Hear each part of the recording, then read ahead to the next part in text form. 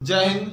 तो अभी तक आपने पढ़ा होगा कि सो के बाद हम दैट का भी प्रयोग करते हैं और एज का भी प्रयोग करते हैं, परंतु आपको इन दोनों में हमेशा कंफ्यूजन रहता होगा कि कब हमें सो के बाद दैट का प्रयोग करना है और कब हमें सो के बाद एज का प्रयोग करना है। तो आज इस वीडियो को देखने के बाद आपके दोनों के दोनों डाउट हमेशा के लिए क्लियर हो जाएंगे।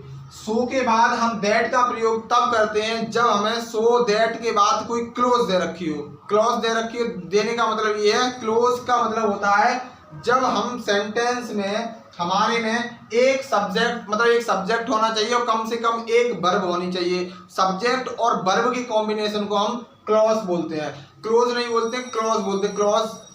और जब हम सो के बाद हम एज का प्रयोग करते हैं तब हम इन्फिनेटिव का प्रयोग करते हैं। इन्फिनेटिव का मतलब होता है टू प्लस वर्ब की first form.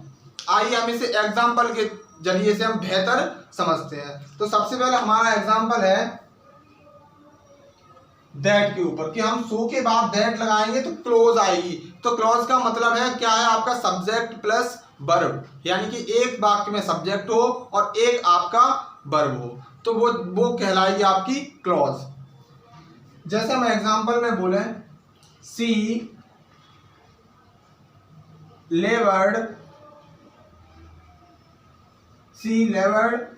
Hard so that सी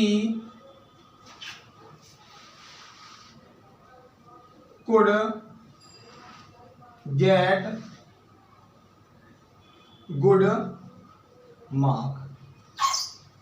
मतलब इस वाक्य का अर्थ यह है कि उस लड़की ने बहुत ही मेहनत करी ताकि उसके अच्छे नंबर आ सकें।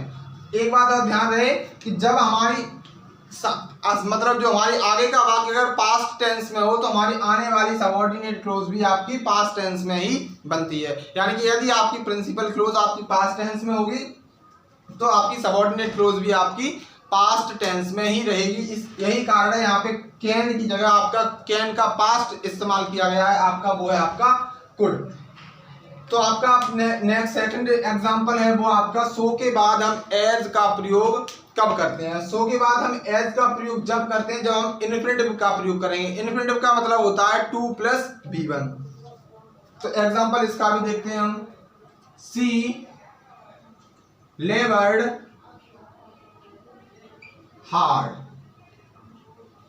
अब ध्यान रहे हम एग्जांपल दे रहे हैं आपको सो के बाद एज का, तो हम ना कि क्लोज का प्रयोग नहीं करेंगे, किसका प्रयोग करेंगे हम इन्फिनेटिव का। तो सी लेवर्ड हार्ड, उसने बहुत मेहनत करी। सो एज अब इसके बाद क्या आएगा आपका इन्फिनेटिव, क्या आएगा infinitive to get a job as soon as possible. उसने इतनी कठिन परिश्रम करा किस लिए, ताकि उसे जल्दी से जल्दी एक जॉब मिल सके।